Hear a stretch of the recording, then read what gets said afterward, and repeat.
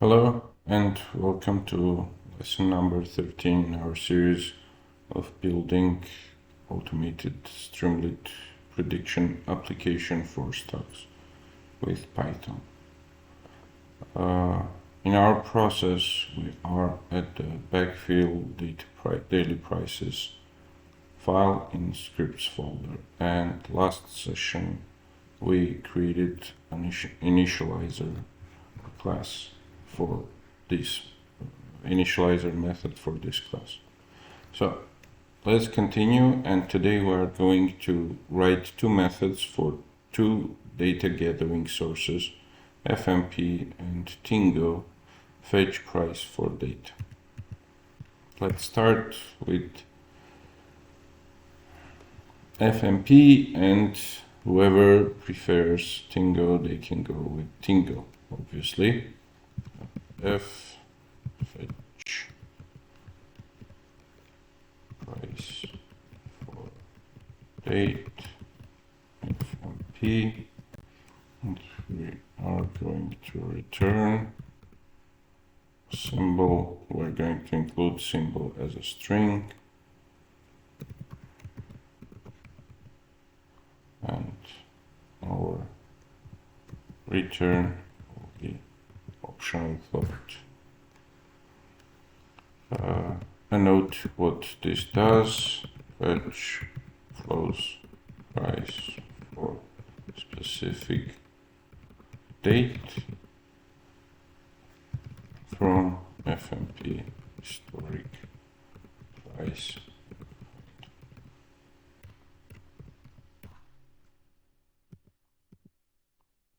Now we will start with the proper exception handling mechanism. So we will try the URL to be self FMP base URL historical price symbol, and we don't need here target date. We will provide it as parameter later on, and params will be a dictionary, API key, self FMP API key, and we will do from, which will be self target date, and to again self target date. Response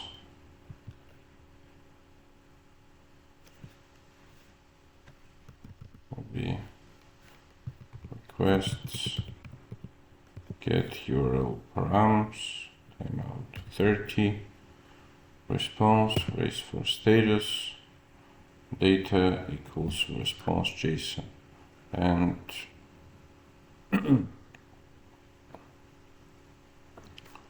let's just remove this. Records will be data will be response in a JSON format. Records will be data get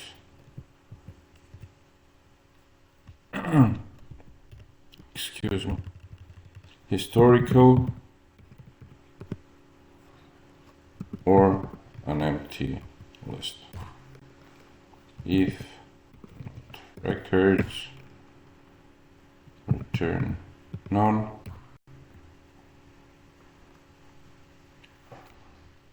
and close value, we are identifying the exact field that we are going to use in our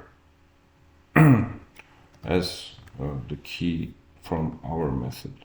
It will be records 0 get close, return float close value, if close value is not known, else and we will handle the exception to this with standard messaging showing that FMP failed for symbol, and we forgot also to mention date for date self target date from FMP. So let's go once again. We are handling gracefully exceptions and identifying the URL where we are going to apply for the data. We set the URL, we are providing parameters, and we are accessing to the endpoint, raising for status if any. From the JSON format that we received, we are fetching the historical price, and among those historical prices we are trying to get the exact date which is configured in our params, and the first date of it, the closing price, the end of day price, and we are returning the float of this value. Now this is done, let's continue to the pair of it from Tiingo. Def fetch from Tiingo, and again the same basically parameters for this function. And let's just copy and paste the same.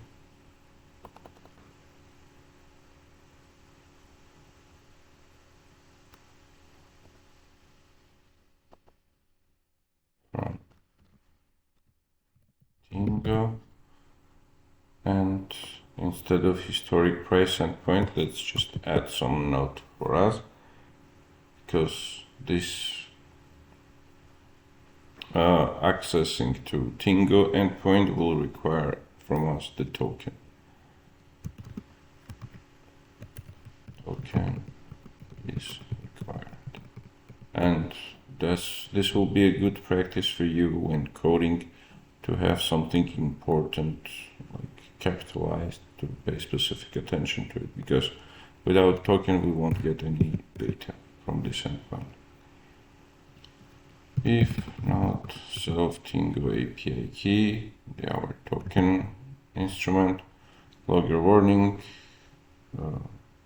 not found, and return none, and trying self URL Tiingo base URL, symbol prices, and params will include token as API key, start date, then date as target date, and format JSON.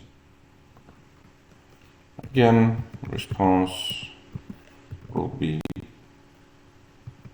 request get URL timeout 30, response raise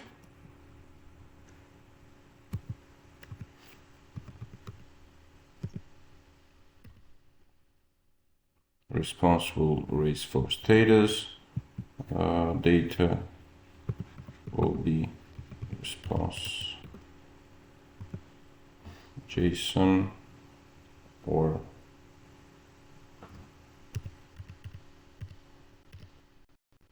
list, and if not data, return none, and one more comment here, preferable to fetch JSON to close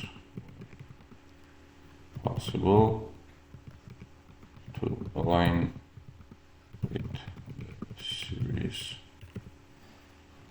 So close value will be data 0 get adjacent close, or for our own safety, data 0 get close. Here we will return float or a float converted close value if the value is not known, and if it is known, then just none.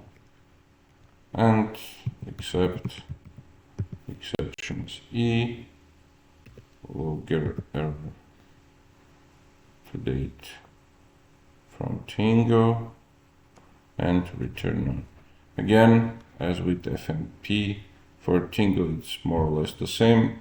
Just make sure to remember to include the API key, because otherwise this will not return value and you will get 401 unauthorized error. We're not using it directly to access the URL, but we are providing it in our dictionary of parameters, and the same mechanic work as in previous case. We are requesting getting to the endpoint defined above with parameters, setting timeout for the safety, raise for status if any error. Data will be our received JSON data or an empty list, and if it is empty list, we will just return none. And from received data, we are getting the first one in this whole scope of data from start date to end date. And from the first column, we are finding the adjacent close parameter and get the value for it. Or simply close value. And returning again converted to float close value if it exists. If not, we are returning none, and we're handling exception by catching it if it raises, and if it raises, the exception head is raised, we are again returning none. This is all planned. This is all that I planned for this session. Next session we will prepare our runner function,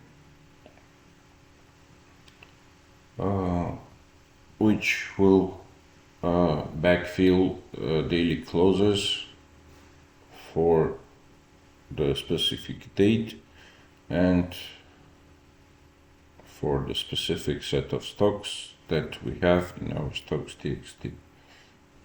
After that,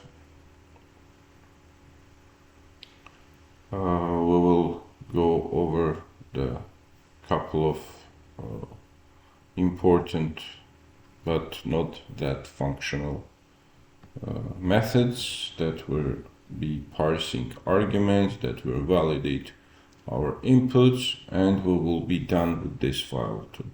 So next session, the lesson number 14, we are going to cover the remaining part of backfill daily prices, and after that we will move to training file, which comes next in our line of actions. Thank you for your time. See you at the next lesson. Bye-bye.